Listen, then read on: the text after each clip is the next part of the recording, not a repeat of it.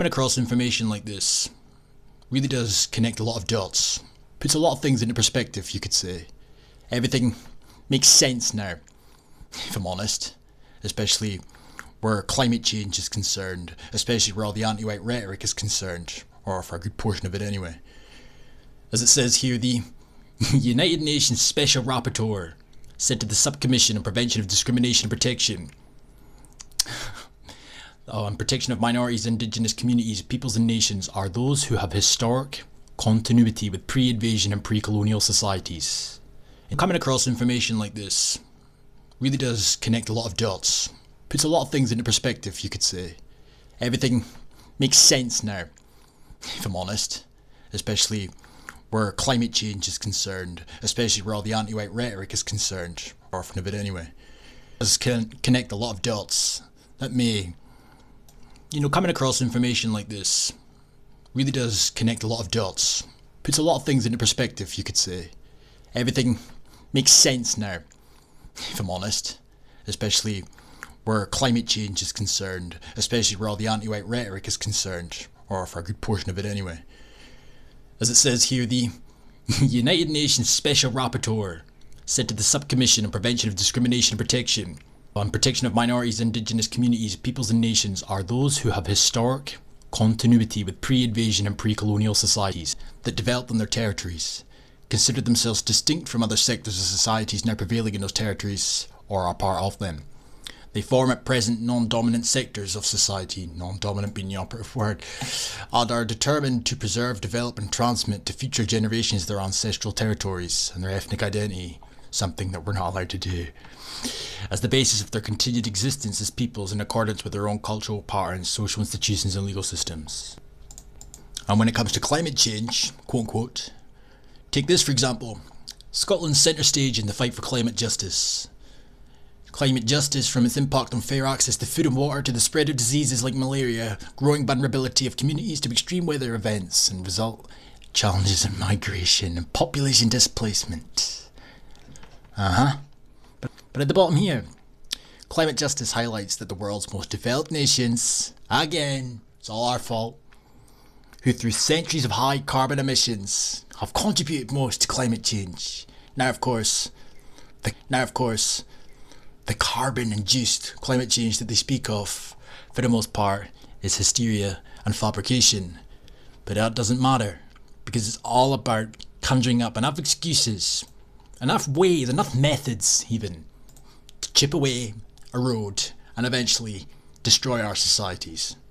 And then you look at the publications that come out on a regular basis in Scotland, the inclusion, effectively challenging racism in Scottish schools. And immediately, you get an inkling as to what this is really about. What do we mean by racism? The term racism is technically most applicable to prejudice or discrimination against groups which have historically been racialized. That's not what racism is supposed to mean, but they've redefined it. They have recreated the definition of racism to basically insinuate that only white people can be racist, or in this context, white children. Again, white privilege. Advantages which automatically apply to a person because they're white in a society which is designed around a worldview of a white majority ethnic group. Whiteness is one of a number of factors which can confer advantage or disadvantage. Whiteness. It's most basic, the advantage arises from white people being well represented in all areas of life, particularly for those in the majority ethnic group. The protection which whiteness provides them against the experience and threat of racism, because they're a majority, they can't be the victims of racism. Is that what you're trying to imply? Of course that's what they're trying to imply. Which kind of gives you a bit of insight as to what they're trying to do. They're trying to, by their own admission, level the playing field. Power grabs, in a sense. Fighting racism and intolerance through education. Because it's the children they're going after, first and foremost. During the final session of AGM on Saturday, delegates had the opportunity to hear the prominent lawyer and rector of the University of Glasgow, Amar Anwar, speak on a wide range of issues including racism, xenophobia, Islamophobia and the rise of the invisible imaginary far right that the media have created for the most part. And following the Brexit shambles, Donald Trump, Nigel Farage and the rise of the far right and terror attacks, the stakes have never been higher. campaigns are being fought with the lives of men, women and children. Asylum seekers and immigrants who are portrayed as threatening a civilized way of life has been treated as the enemy within. So it's the role of the will be critical in combating these ideas that can permeate their way through to our children. See what is going on here? Institute of Scotland. There's a multitude of publications and resources for updates and adaptations. New anti-racist education resources addressing inclusion effectively. I've already been on that one. Celebrating difference, exploiting stereotypes and anti-racism. Anti-racism, this is a common word that gets thrown about relentlessly these days. The Anti-Racist Educator is a website that's been set up to share content about anti-racist educational approaches and language, describing itself as a safe space for all those who seek social justice through education, and it aims to critically challenge racism and dominant ideologies, and of course the dominant ideology that they're referring to is whiteness. What a fucking shock. What does it mean to be an anti-racist educator? Many educators think that they're not racist by simply treating all pupils equally, regardless of their race, but few really think about what it means to actively be anti-racist. Oh, enlighten me. Anti-racist education acknowledges that just following the status quo is not enough to truly counter the deeper roots of racism. Anti-racist educators need to constantly reflect on their teaching, realising their power to inadvertently reinforce racial hierarchies. What the fuck are they on about? With that power to perpetuate racism comes the power to intentionally dismantle those racial hierarchies. In anti-racist work, white people refers to a socially constructed identity based on skin colour. Rather than an identity, whiteness is a racial discourse that privileges white people and that asserts white people as the norm. Whiteness is reflected in the people's thoughts, actions and in the functions, outcomes of institutions and systems. This means that white people can disassociate from whiteness when they commit to anti-racism. Okay.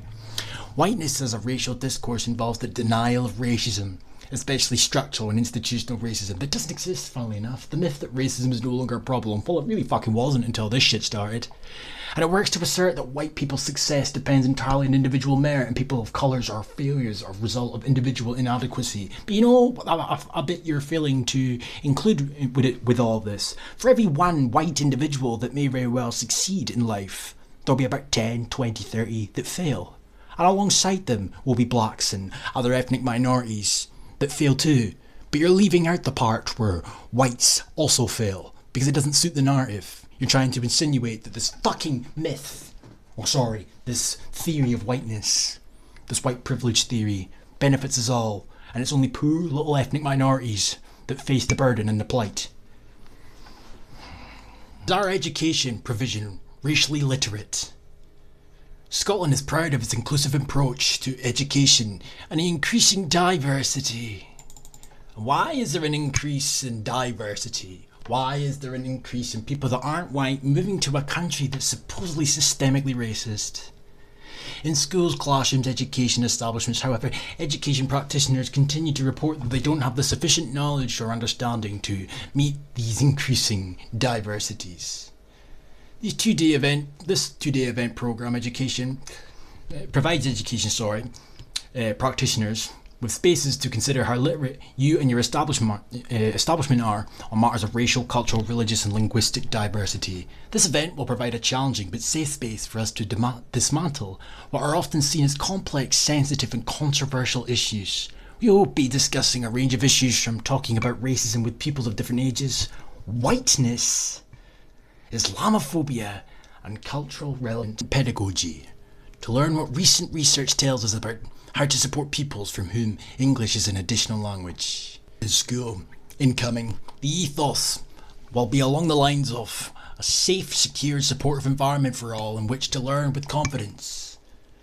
A workplace where staff themselves are included and valued in a strong position to promote equality of opportunity by providing role models for children, young adults and adult learners. The presence of black and ethnic minority role models is a positive value apparently, so let's just shove them in there because they're black.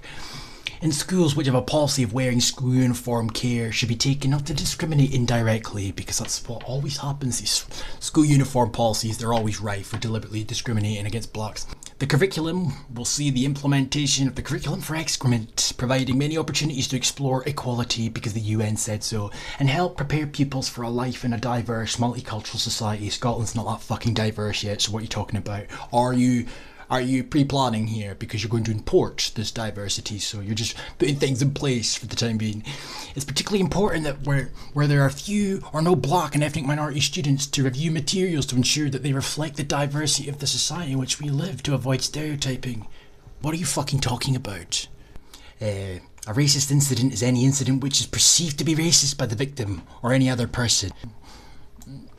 At this point, the nonsensical BS. Anyway, all of these inequalities that these people do earlier on, enough, these publications and the people pushing them, as well as the Scottish Government, they're merely the scapegoats. All the inequalities that are rampant within Scotland need to be solved by 2030, because the UN said so. A multitude of targets that need to be met by 2030. With the final one, of course, being taking our wealth after phasing out all of our means of production and putting it towards raising the bottom 40% of the world out of poverty, because it's our fault apparently, even though the people that are pushing Agenda 2030 have the majority of the wealth. Nonetheless, the sole intention is to destroy the West. The sole intention is to take all of our finances. If you choose to live in Scotland, then as far as I'm concerned, you're Scottish. Whether you were born here and 3 generations of your family were born here, or whether you've only lived here for a few months, if this is your home, it should feel like your home.